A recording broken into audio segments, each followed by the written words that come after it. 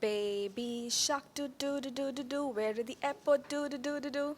Yes, that's me singing. We're at the airport and we are very excited. We here is me and my little daughter. Let's call her Monster Child because that's the word of endearment I have for her. I know, my mom doesn't approve. Now, for anyone who's traveled with a child alone, you know the drill. You pretty much need to pack the entire house. Why? Because you never know when your baby is hungry or poopy or cranky. So here we are. I'm holding on to this really big diaper bag and my baby in my arm, and I'm ready to board the flight. Suddenly, I hear plop. Then I smell poop. And then pretty much everybody around me can smell the poop. What does that mean? That means little monster needs a diaper change, and she needs it now. So I go ahead and dash to the closest washroom, and I find a diaper changing station. Once there, I go ahead and place my little monster, and I quickly change her. Of course, I'm singing do-do-do-do-do while I do all of that. And I quickly go ahead and check if she's fine. Once she's happy and smiling back at me, I lift her up, take the diaper bag, and we rush back to the boarding gate. Once I'm there, I'm of course asked for my passport and my ticket. I go ahead and place my hand inside that bottomless diaper bag, and I feel a lot of baby-related things, and the shark as well, but no passport. This happened 2 years ago.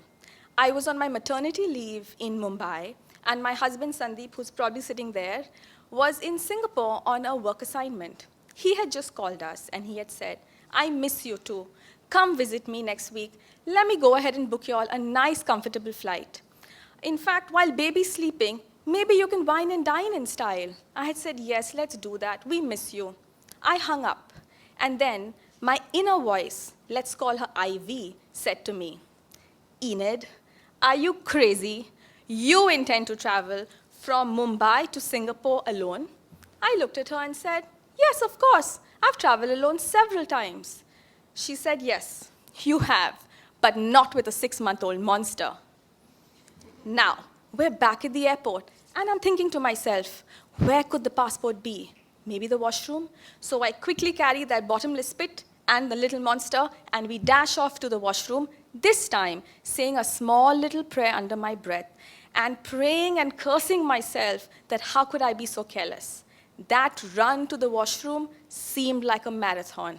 But once we got there, I spotted it. Hallelujah. Now, back to my favorite place. Yes, the boarding gate. I'm asked the favorite question. This time, I hand over my passport with great confidence, and I'm smiling to myself. But that is short-lived, because by now, that little monster in my arm has managed to wriggle away and get into the sofa, onto the floor, and now she's crawling in full baby speed right next to the escalator. I drop everything, and I dash to pick her up just a few inches away from the escalator. Yeah, you're right. My best friend Ivy was back again. And this time she looked at me and said, what a bad mommy you are, Enid. What if she had reached the escalator? Look how everybody's staring at you. How careless are you? I just held on to my daughter tighter, entered the flight, and told myself, Singapore, you better be worth it. Now, 1 hour into the flight, the little monster is looking like an angel, and she's sleeping in that bassinet. I look for the flight attendant. I'm trying to get her attention, and I tell her, thumbs up. What is that supposed to mean? Hello, for any mom, that means someone snoozing, get me that wine. I slouch into my seat and I tell myself, Enid, you've almost made it. Just a couple of hours for Singapore. You can do this. Enjoy your much-deserved me time. Wah! Loud shriek. That little angel, who's also known as a monster, has woken up. She seems restless. I go ahead and pick her up to comfort her. I'm about to kiss her and puke. Puke everywhere. On my face, on my lap, on my floor. Not my floor, the flight's floor. Yes, my best friend, Ivy, is back again. And this time she says, good Lord, don't even look at your left. That lady is glaring at you. Something flew down her foot. And what's this stinky, messy stuff? Clean it. Then what seemed like a long blur that lasted a bit too long for my liking was luckily interrupted by the safety landing announcement.